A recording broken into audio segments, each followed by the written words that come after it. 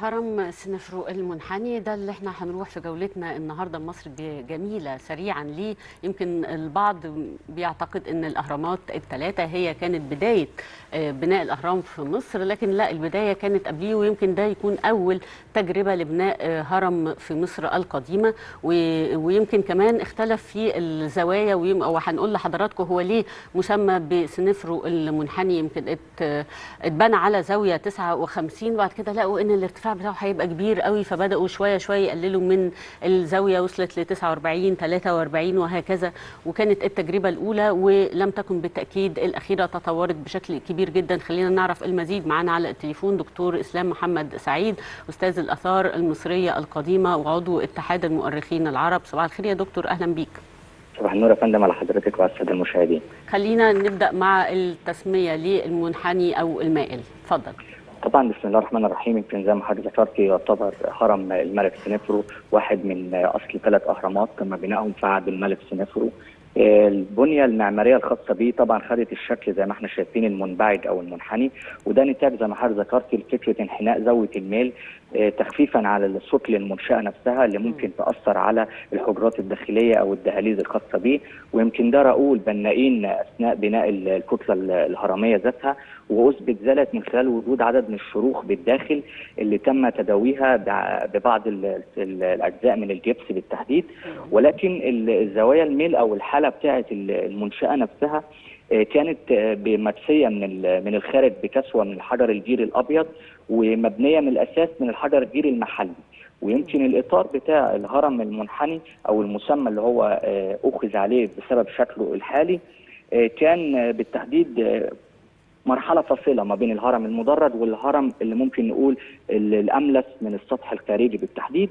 ويمكن الجوانب بتاعه اكتشاف الهرم ده او منطقه دهشور يعني او حاله اختيار الملك ليها كانت زي ما احنا يعني بنرأى التطور المشهود وافتتاح الهرم للزياره بالتحديد في عام 2019 كان وليد لمراحل كثيره جدا من الاستكشافات قبل ذلك، من بدايه الربع الاول من القرن ال19 بالتحديد، وصولا بعدها ل 1895 على يد عالم المصريات دي مورجان، وصولا بعدها العلماء مجازا المصريين بقى عندنا المهندس عبد السلام حسين، وصولا للعظيم الراحل الدكتور فخري بالتحديد احمد فخري. ويمكن كان الجوانب بتاعته الاكتشاف الكتله المعماريه مش بس الهرم ولكن المرفقات المحيطه بها بقى معبد الوادي والمعبد الجنائزي والطريق الصاعد.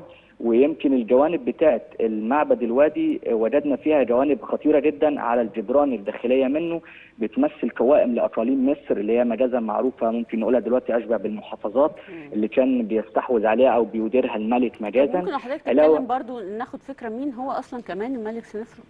الملك سنفرو طبعا مؤسس الاسره الرابعه، وبالتحديد هو والد الملك خوفو، وبعد من ذلك صاحب الكتله التشييديه الاعظم في تاريخ الحضاره المصريه القديمه.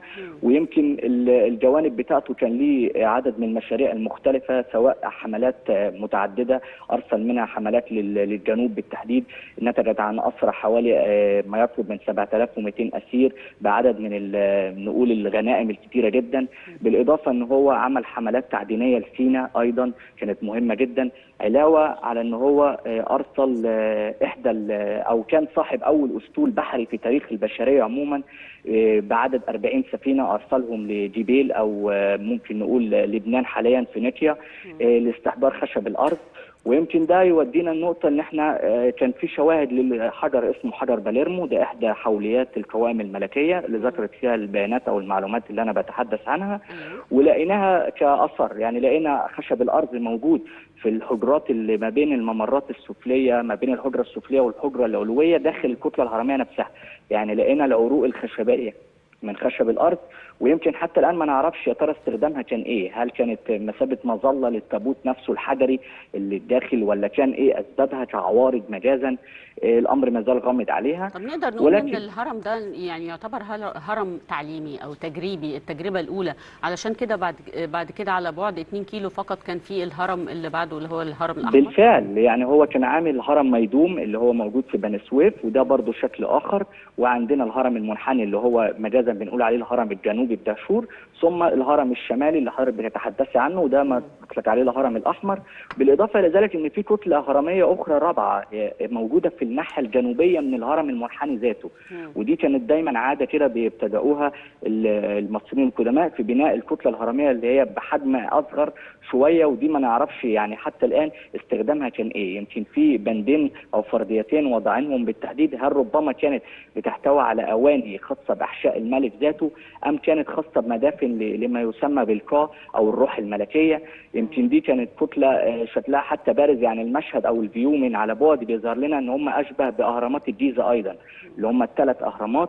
فنفس الوضعيه دي يمكن يكاد يكون ان احفاده بعد من ذلك اتبعوا نفس الامر في تشييد الاهرامات على مقربه من بعضها لاعطاء مشهد بيعبر عن حاله الطبيعه وتدخل الانسان فيها، وجانب طبعا ليه ارتباط بالعقيده الشمسيه. ولو رجعنا تاني للجوانب بالمعابد الملحقه، المعبد العالي، المعبد الجنائزي، بالفعل يعني المعبد دلوقتي زي ما كنت لسه بتحدث، والمعبد الجنائزي والطريق الصاعد دي يمكن بعض المرفقات يعني اشبه ان احنا بالكتله الهرميه بنقول عليها المجموعه الهرميه او الكومباوند مجازي، لانها بتضم عدد من الملحقات بداخلها. فعثرنا على طبعا على معبد الوادي بعد اعمال حفائر كثيره جدا، واثبت بداخله وجود زي ما ذكرت المناظر التصويريه الخاصه بالملك وبعض التماثيل واللوحات، بالاضافه ان في حجره لقيناها داخل حجره اخرى في الجانب او البهو الداخلي منه، اشبه انها حجره سريه كانت بتحتوي على عدد من المرتونات الذهبيه او الحيات الذهبيه والقشور الذهبيه المختلفه، فربما دي كانت حجره مؤرزه للاشياء الثمينه. بالاضافه ان المعبد الجنائزي ايضا برضو لقينا فيه عدد من اللوحات وموائد القرابين المختلفه، وبالاضافه للتماثيل علاوه على وجود مذابح مجازا، والمذابح دي كانت بتستخدم ايضا لبعض الطقوس الخاصه بالملك، ويمكن لقينا حتى فيها عدد من الاواني الحجريه اللي كانت بتحتوي على عدد من الفحم النباتي اللي هو كان بيستخدم طبعا في اشعال النار او البخور لاتمام الطقوس من قبل الكهنه للملك بالتحديد. ويمكن رجعنا حتى يا ترى تاريخ الاواني دي بترجع لفتره ايه، وجدنا ان منها للدوله القديمه ذاتها اللي هي ما تلت الملك او الملوك التاليين للملك، او للدوله الوسطى بعد من ذلك. الكلام عن الاثار المصريه القديمه بيحتاج لحلقات. شكرا الدكتور اسلام محمد سعيد، استاذ الاثار المصريه القديمه وعضو اتحاد المؤرخين العرب.